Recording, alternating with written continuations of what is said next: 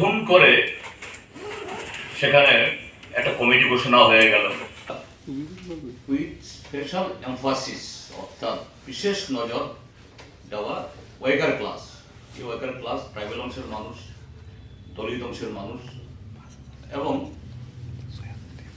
ধর্মীয় সংখ্যালঘু অংশের মানুষ। তাদের মধ্যে আমাদের সংগঠনকে আমরা কিভাবে আরো এই শক্ত ভিতরে দাঁড় করাতে পারি। তার সাথে যেটা আলোচনাগুলি হবে এবং হয়েছে সেটা হলো যে শাসক দল তারা যত বেশি জনবিচ্ছিন্ন হচ্ছে। এই যে কালকেও একটা চ্যানেল এসেছিল, আমি বলেছি একজন রাজ্য থেকে নির্বাচিত বললে তো ভুল হবে, যে মানে কত কয়েক বছর যেরকম রিগিং করে জিতে যায়, প্রাক্তন মুখ্যমন্ত্রী ছিলেন প্রাক্তন মুখ্যমন্ত্রী, এখন সাংসদ, যে সামাজিক উৎসবে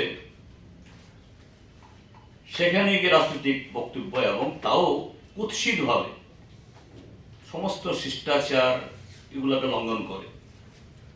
সিপিএমকে উৎখাত করতে হবে, দেখাতে হবে, সে করতে হবে, দাঙ্গা দিয়ে ঠান্ডা করতে হবে।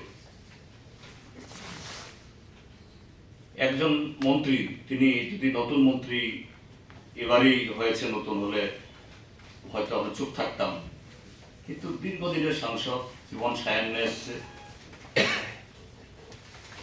তিনিও বলছেন, ইভেন এই কদিন আগে যে বিধানসভা গেল সেখানেও এরকম কথা বলতে শুনেছি। সেদিন ক্যামেরার সামনে একটা অনুষ্ঠানে বলছেন যে সিপিএম যদি মার খায়, অর্থাৎ সিপিএমকে আরো মারো, তার বাড়ি আগুন লাগাও, উৎখাত করো, আমি কি করতাম? তো এই যে কথাগুলি বলা,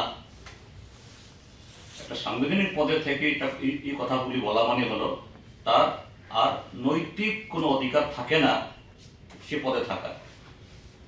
এবং এরকম কথা বলা তো একটা অপরাধীর ভাষা, এটা ক্রিমিনালদের ভাষা, এবং এটাও একটা ক্রাইম। কিন্তু কেন বলছি বলুন? বলছে এই যে জনবিচ্ছিন্নতা, গত 7 বছরে তাদের যে জনবিরোধী কার্যকলাপ, এর থেকে আইসোলেটেড হচ্ছে। তাদের দেবতুল্য কার্যকর্তা সবাই না, কিন্তু নেতৃত্বের মধ্যে যারা আছে, আজকে নারীগত অপরাধ, এই যে গতকাল গত পরশুদিন ধর্মনগর কোথায় কৈলাসহরে অ্যারেস্ট হয়েছে, গাঁজা পাচার করতে ধরা পড়লেই এদের কোনো না কোনো দেবতুল্য, বর্ডারে কোনো অপরাধে কেউ ধরা পড়লে কোনো দেবতুল্য, আর সমস্ত এই যে নেগোসিয়েশনে অপরাধের সাথে